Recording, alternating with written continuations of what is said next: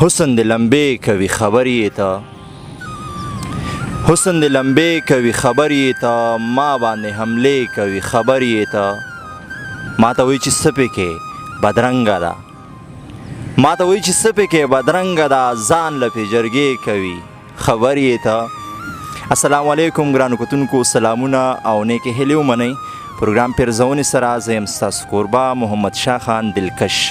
څنګه چې تاسو ته پته ده پروګرام پیرزونو کې مونږ ګرځو شاعرانو پسې، ادیبانو پسې، هغوی سره مرکې ریکارډ کوو، هغوی نه د خوند او رنګ شعرونه هم اورو او هغوی نه د هغوی د ژوند یو څو پوښتنې هم کوو. په دغې لړ کې نن راغلي وو د چارسدې پړانګو ته او ډېر تکړه، ډېر زلمی او ډېر جوور شاعر نن موږ سره ناست دی. په پروګرام کې را سره ناستی کوي نور الله جان چندر صاحب.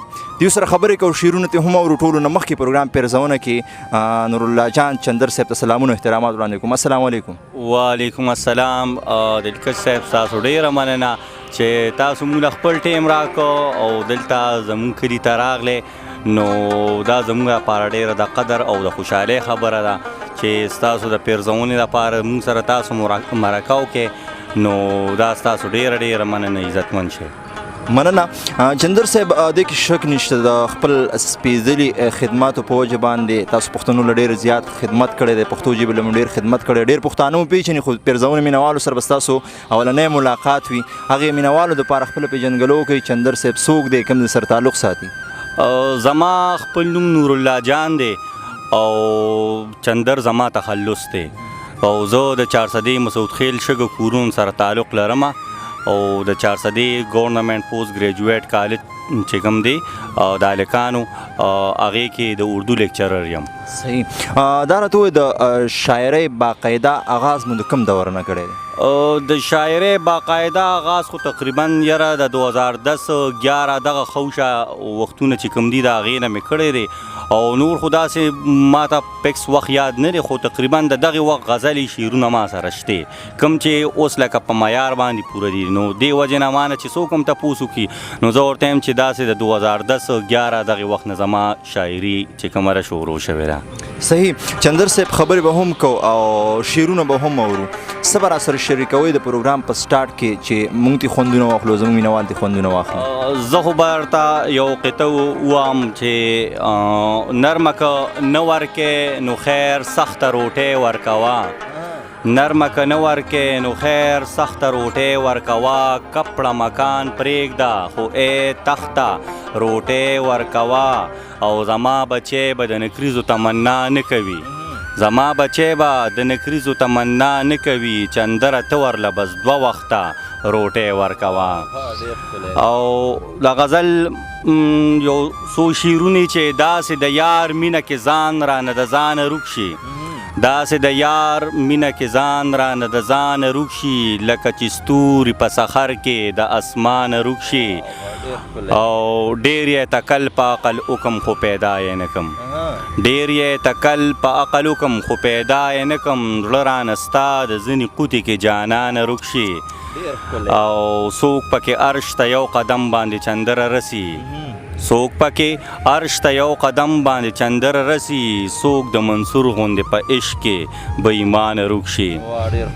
د غزل مطلب چې خوښ مې د ډېر خوښ د یار په کلي کې، تیر چې شي کم وخت د یار په کلي کې، خوښ مې د ډېر خوښ د یار په کلي کې، تیر چې شي کم وخت د یار په کلي کې، او خدای دې کې چې هر ځای پورته کېږم، خدای دې کې چې هر ځای پورته کېږم، یو ځلې شم خخ د یار په کلي کې، او یار مې د رقیب سره چې ولیده، یار مې د رقیب سره چې ولیده، ودرېدم یخ د یار په کلي کې، او زه چې اجدها یم نو بیا ولې، زه چې اجدها یم نو بیا ولې وخوړم چندخ د یار په کلي کې، ای زه چې اجدها یم نو بیا ولې وخوړم چندخ د یار په کلي کې، او زه چې زو چندره زنکدن مې دی، زه چې زو چندره زنکدن مې دی، جوړ کو یو بالغ د یار په کلي کې، او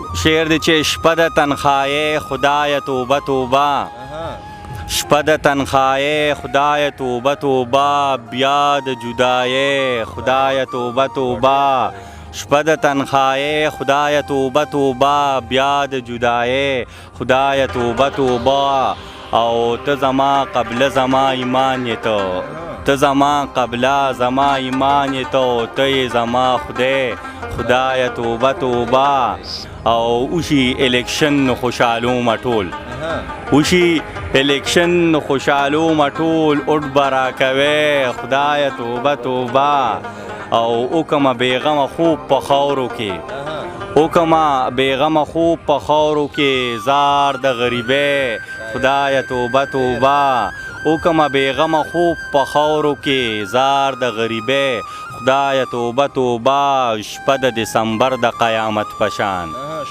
شپه د دسمبر د قیامت پشان ورځ د جولای خدایه توبه توبه شپه د دسمبر د قیامت پشان ورځ د جولای خدایه توبه توبه او یو تصویر خوراک کنه نخلا یو تصویر خوراک کنه نخلا ای چندره ای خدایه توبه توبه ډیر ښکلی دی ډیر زبردست او یو تصویر ملوک را یو تصویر ملوک را غټ کنی وړوک را یو تصویر ملوک را غټ کنی وړوک را او زه خو ستا مرید یما پیره یو اډوک را ای زه هم ستا مرید یما پیره یو اډوک را ای زما کفن بشي خپل سر نه زړوک را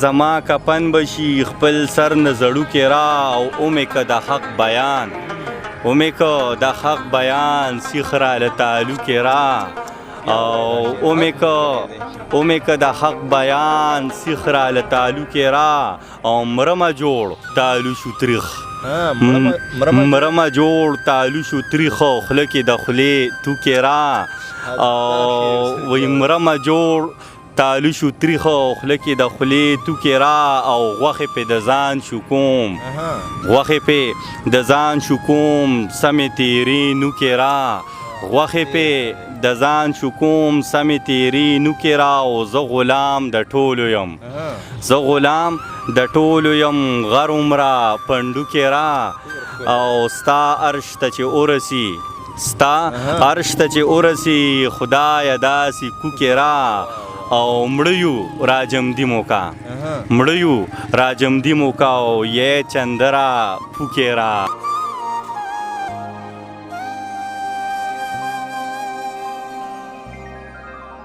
یو تصویر ملوک را او غټ کنی وړوک را او اظهار د محبت باندې اقرار کا جانانا اظهار د محبت باندې اقرار کا جانانا اعتبار کا جانانا اظهار د محبت باندې اقرار کا جانانا اعتبار کا جانانا او په مونږ ګرمې خولې په دسمبر کې را بهیږي په مونږ ګرمې خولې په دسمبر کې را بهیږي سنگار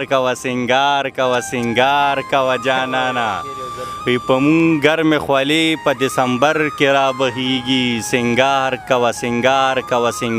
کوه جانانا او ما هم درته سینه لکه د ډال غوندې نیولې ما هم درته سینه لکه د ډال غوندې نیولې گزار کوه جانانا وی ما هم درته سینه لکه د ډال غوندې نیولې گزار کوه جانانا او مختره چې یا مینا یا روزگار کوه چندره سر به اخری یا مینا یا روزگار کوه چندره سر به اخری یو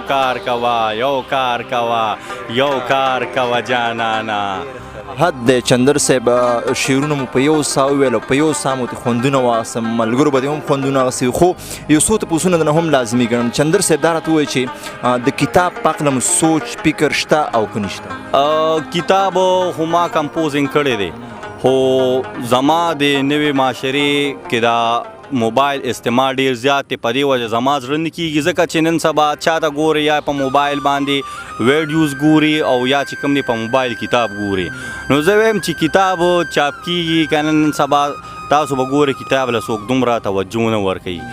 نو په دغې وجه باندې که ما کتاب ډېر مخکې کمپوز کړی دی خو چاپ ته مې لا اراده نشته. صحیح. فرض کو تاسو څنګه مخکې نه کتاب کمپوز کړی دی، نوم ولې څه خوښ کړی دی؟ او نوم خو مې والا اگر چې نوم خو د بلې ژبې دی که نه، آتش پشا نوم مې والا ایښی دی او هغه مې والا په دې وجه ایښی چې دې کې نوې قافیې، نوې تجربې او نوې معاشره، نوې غزل، نوې ټپې غواړي، نوې ردیفونه، قافیې او تجربې غواړي. او دا پر رحیم شاه په ګلپاڼه باندې نه کېږي، ژبه د چندر غوندې خودسره لیونې غواړي.